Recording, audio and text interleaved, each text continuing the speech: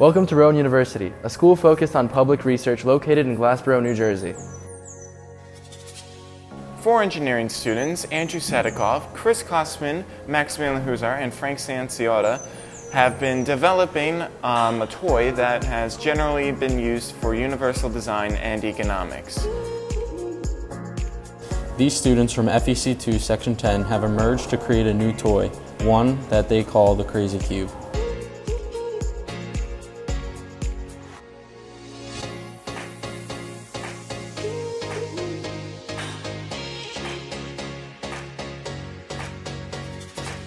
Now, the dictionary definition might talk about creating something that can be used by everyone in multiple situations and at different occasions. But how do you apply that idea to something as simple as a children's toy?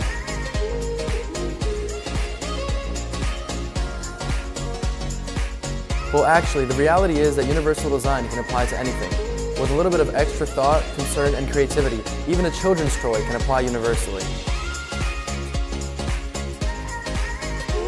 So what exactly is the Krazy Cube? For one thing, the Krazy Cube is extremely versatile. It is fully customizable with unlimited possibilities, attachable in all directions, and infinitely expandable as you acquire more and more cubes.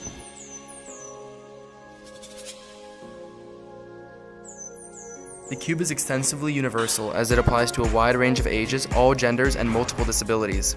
The cube is small enough to fit into a child's hand comfortably, but not small enough for you to have to worry about them choking on it. The cube is also accessible by the visually impaired and can even help develop those with poor motor skills.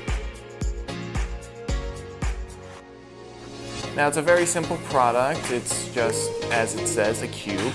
And we have done many different ideas with what should be on each face. The plain ones are magnets. Now, this is simple for anybody who cannot hold correctly, so we decided that a good side would be magnets so that it could do the work for them. But that doesn't also mean the other sides don't also work.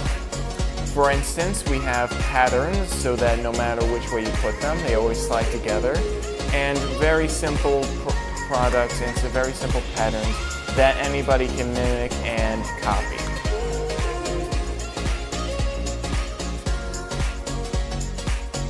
We found out that not a lot of kids socialized as a whole bunch, but more in their own separate groups or by themselves. And so one of the biggest things that we tried to do was get them to collaborate. And the best way to do that was to make a toy that did so. We gave them only 3, so that way they could do it by themselves. But really, it only becomes something special when some more kids come on and they all decide to do one big project that they can all share on, have different ideas, and basically they could do anything. As a marketable product, it holds up pretty well. As we were closing up on the calculations, we realized that it would be most beneficial to use injection mold. This would essentially give us $1 million in revenue each year.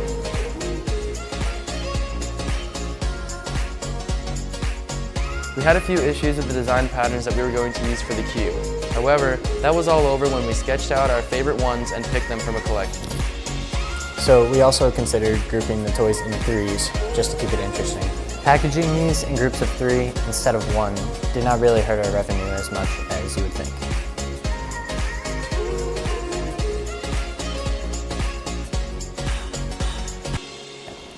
We're happy with what we have now, but in the future, we hope to add more shapes, patterns, and designs to add more variety to our cube.